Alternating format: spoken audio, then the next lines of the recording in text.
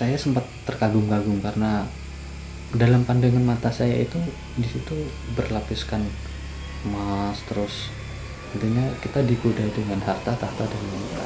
Kita mau dikasih emas atau mau dikasih jabatan. Assalamualaikum warahmatullahi wabarakatuh. Selamat datang di sebuah channel. Malam hari ini saya akan bercerita tentang pengalaman saya pribadi atau kisah nyata yang pernah saya alami sendiri. Ceritanya itu tentang menembus alam astral makhluk gaib, dan intinya itu saya ketemu dengan Raja Jin yang ada di kerajaan itu. Tempatnya itu di Sendang Senjoyo Salatiga. Oke, sebelum kita lanjut lagi, tolong subscribe channel ini agar semakin berkembang.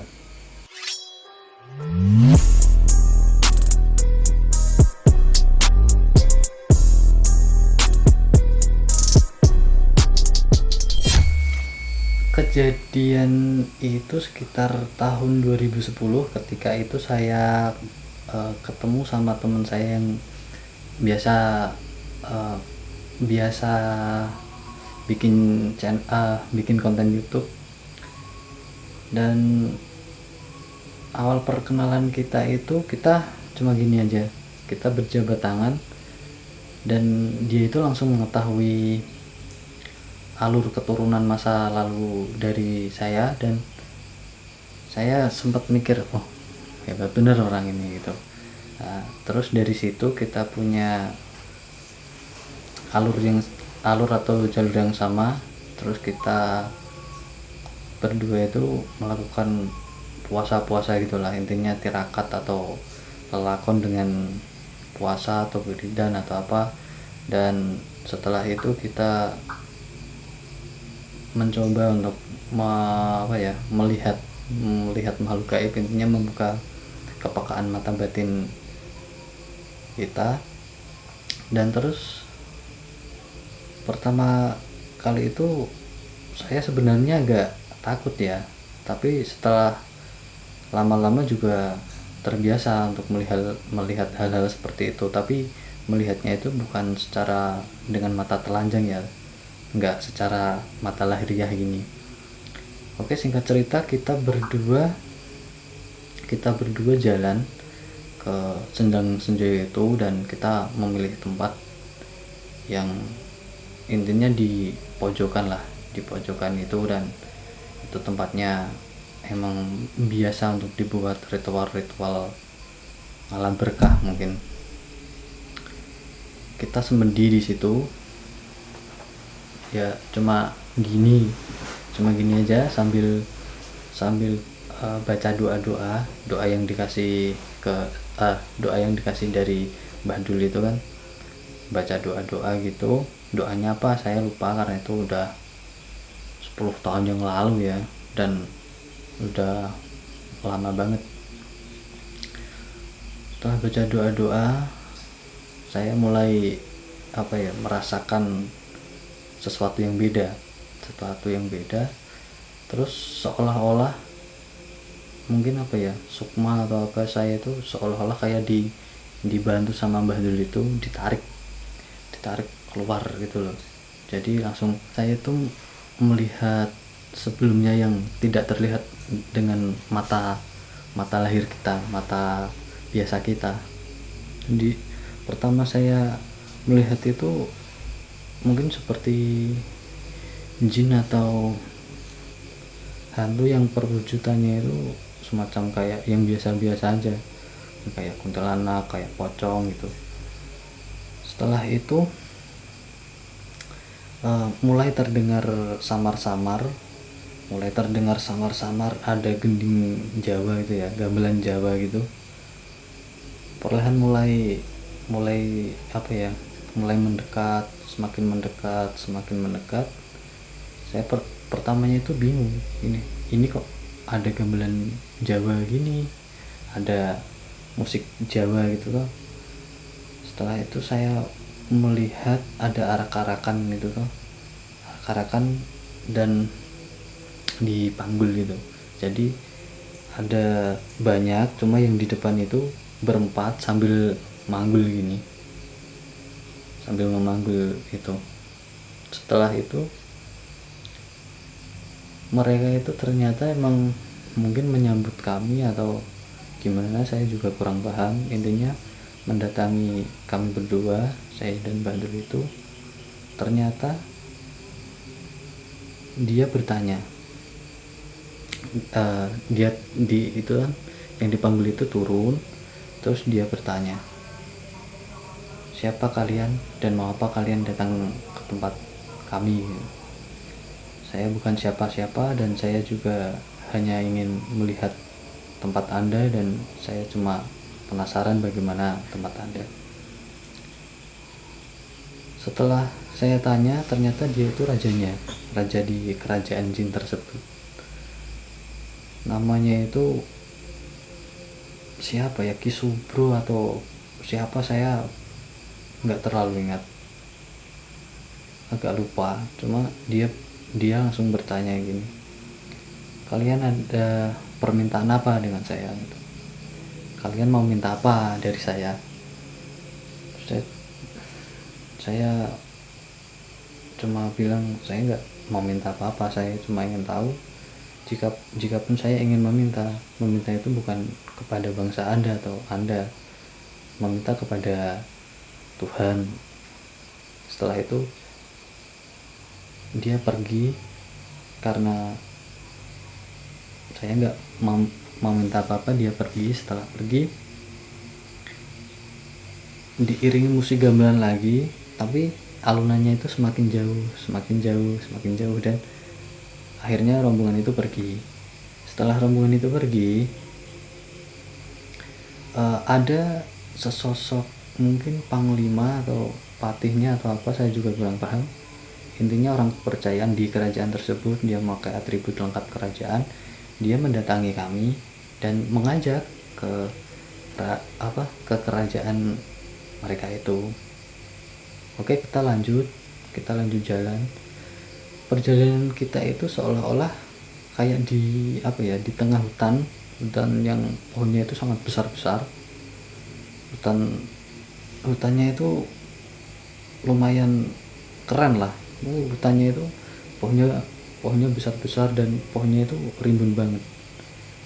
Dan setelah kita sampai ke kerajaan gaib itu, saya sempat terkagum-kagum karena dalam pandangan mata saya itu di situ berlapiskan emas, terus banyak kayak seperti masyarakat, itu masyarakat kerajaan. Terus kita disuruh masuk ke kerajaan itu, banyak orang-orang yang mungkin kayak orang-orang penting dalam kerajaan itu, tapi saya tidak sempat bertanya atau tidak sempat berbicara apa-apa di situ. Saya cuma melihat, dan si patihnya itu atau intinya orang kepercayaan tadi yang mengajak kita datang ke kerajaan tersebut, dia bilang, menawari saya dengan maukah emas atau jabatan atau tahta dan wanita. Intinya kita digoda dengan harta, tahta, dan wanita. Kita mau dikasih emas atau mau dikasih jabatan atau wanita. Dan mungkin saya langsung berpikir, wah ini kalau saya mengiyakan mungkin jadinya kayak kita kerjasama dengan jin, dan mungkin jadinya kayak sebuah pesugihan juga. Tapi sebelum itu saya emang sempat berpikir, karena di depan mata saya itu emas nggak cuma 1 gram 2 gram, dan itu mungkin banyak berkilo-kilo emas, dan itu memang godaan yang besar ya. Tapi alhamdulillah kami berdua memang tidak untuk mencari itu, kita hanya ingin mencari tahu.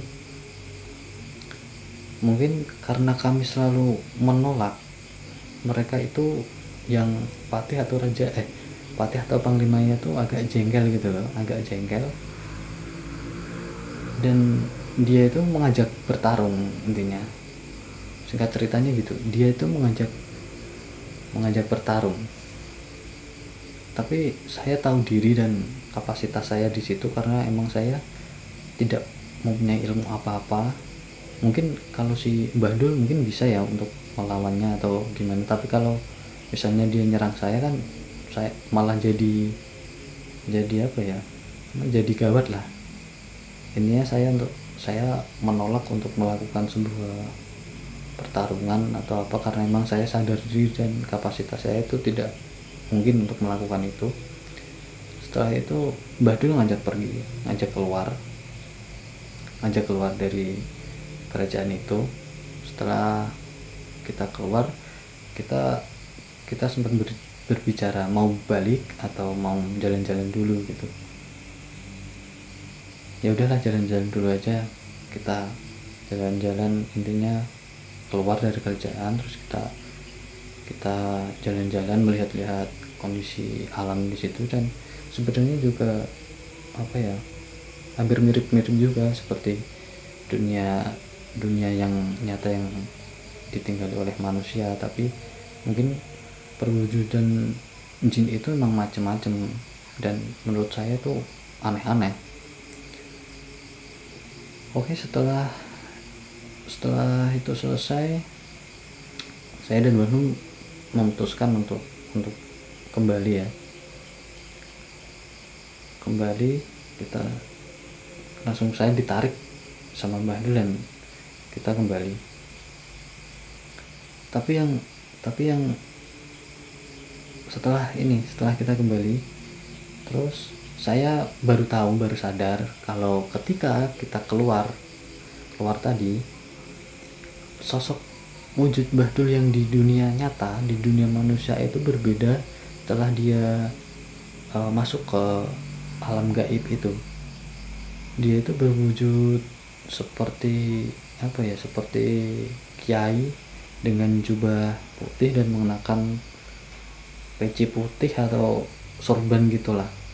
Tapi kalau saya itu menggunakan seperti atribut kerajaan zaman dulu dan menggunakan ikat kepala. Setelah saya keluar itu baru sadar kalau kok jadi berbeda gini ya. Intinya mungkin itu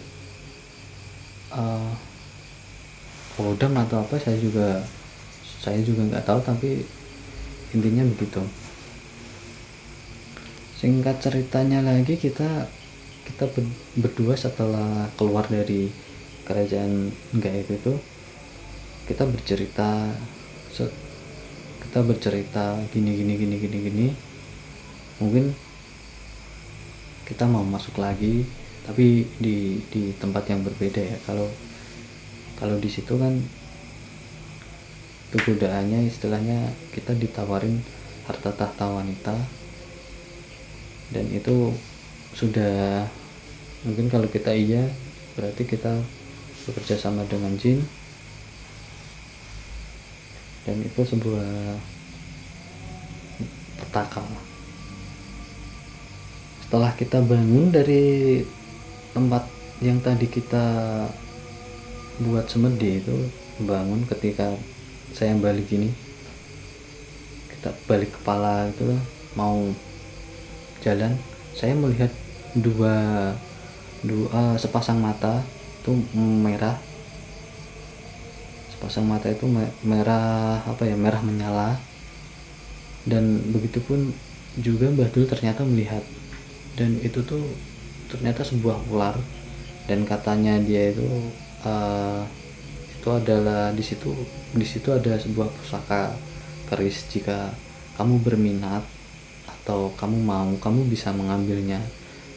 Dan saya dikasih doa khusus untuk menarik pusaka tersebut. Tapi saya rasa saya tidak terlalu tertarik dengan pusaka atau semacamnya. Ya udah, akhirnya kita balik ke rumah, dan itu salah satu pengalaman yang sangat sangat berkesan bagi kehidupan saya. Dan mungkin di lain waktu saya akan bercerita tentang tempat lainnya lagi bersama Mbah Dul juga. Jangan lupa like dan subscribe-nya. Terima kasih.